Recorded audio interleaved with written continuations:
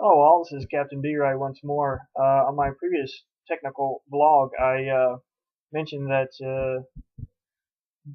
I needed to choose a new game name because my game name was not original in terms of game names. So I thought about it a lot, and I came up with OmniBlade, and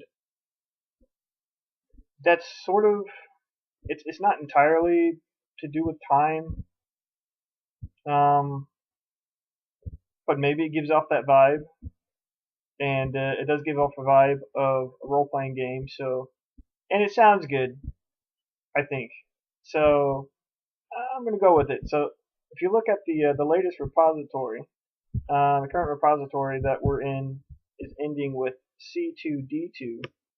In that repository, that's where I executed all the name changes on files, and that's probably particularly boring, but I figure I might as well at least mention the revision for those who are following along that closely. I also, well, actually, it may not be that boring of a revision because I also added the GDD, the game design document. Um, Now the game design document isn't exactly fully fleshed out. It's just kind of I finally got a specific idea of how to implement the time-based story mechanics, and how it would have to integrate with the game mechanics and all that stuff. So if you're interested, take a look at that document. It's OmniBlade GDD dot I think RTF, and I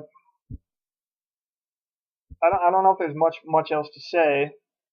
Didn't get any questions or anything, so not much to answer.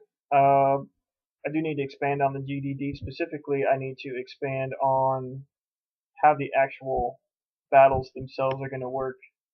I want the battles to be sort of a stream of enemies, but that may be somewhat complicated. I'm not real sure. Complicated in terms of user experience, implementation complication, or difficulty even. Not a big deal. But I'm just trying to keep the game as simple as possible, as graspable as possible to the players. Um, Also, I noticed in the estimates I did not take into account. I forgot to take something major into account. Not exactly a big surprise when it comes to estimates. Um, the thing I forgot to take into account is the fact that the game's going to need some sort of tutorial mode, maybe some sort of training mode, something that helps or even maybe forces the player to use the game's battle mechanics in order to achieve certain things, in order to pass a particular training scenario. I don't think the programming is going to be that difficult for it. It's just going to be like, okay, so use a two-person combo in order to beat this particular training session.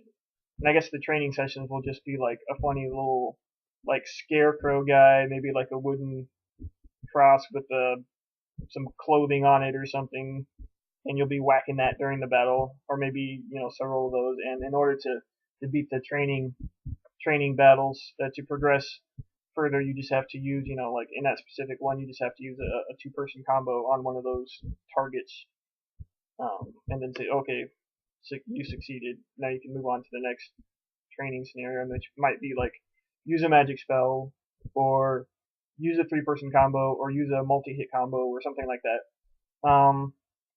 So I don't think that's a big deal in terms of development, but I forgot to estimate it, and it needs estimation. So I will probably do that. Again, I'm taking a couple days off.